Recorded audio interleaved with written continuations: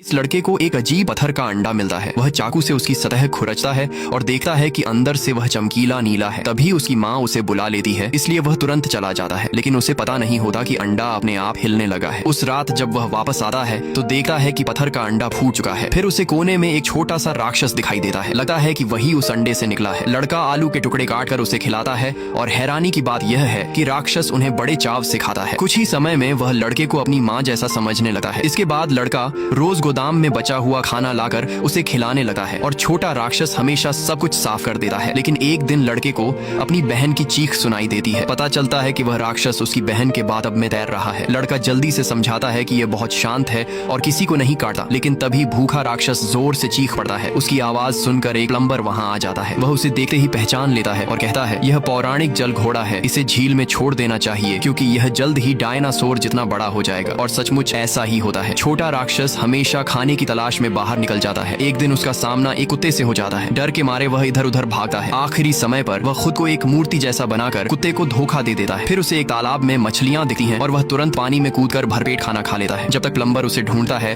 वह एक ही रात में 10 गुना से भी ज्यादा बड़ा हो चुका होता है। वह तुरंत लड़के को जगाता है। इतना बड़ा जल घोड़ा देखकर लड़का भी हैरान रह जाता है। फिर प्लम्बर ट्रक में उसे झील तक ले जाता है, लेकिन जल घोड़ा लड़के को छोड़ना नहीं चाहता और पानी में जाने से मना कर देता है। मजबूर होकर प्लम्बर एक आलू दिखाता है और उसे लालच देकर पानी में भेज देता है। कुछ दिनों बाद 2 बूढ़े झील में मछली पकड़ रहे होते हैं। अचानक उनकी बंसी में कुछ फंस जाता है, लेकिन वह कोई मछली नहीं बल्कि विशाल जल घोड़ा होता है। वह नाव को तेजी से खींचने लगता है। एक बूढ़ा कहता है कि वह मर जाएगा, लेकिन बंसी नहीं छोड़ेगा। तब दूसरा जल्दी से डोरी काट देता है और दोनों किसी तरह बच जाते हैं। एक दिन लड़का छोटी नाव लेकर जल घोड़े को ढूंढने निकलता है, लेकिन अब वह पहले से भी बड़ा, लगभग डायनासोर जितना विशाल हो चुका होता है। लड़का उसकी पीठ पर सवारी करता है। जल घोड़ा उसे पूरे झील में घुमाता है और फिर ऊंची छलांग लगाकर पानी से बाहर निकलता है। खेलते खेलते थकने के बाद वह लड़के को किनारे छोड़ देता है, लेकिन एक सैनिक यह सब देख लेता है। उसी रात सैनिक अपने साथियों के साथ जल घोड़े का शिकार करने निकल पड़ता है। जैसे ही कुत्ता उसे ढूंढता है, सैनिक उस पर गोलियां चलाने लगते हैं। गुस्से में जल घोड़ा झील की गहराई में चला जाता है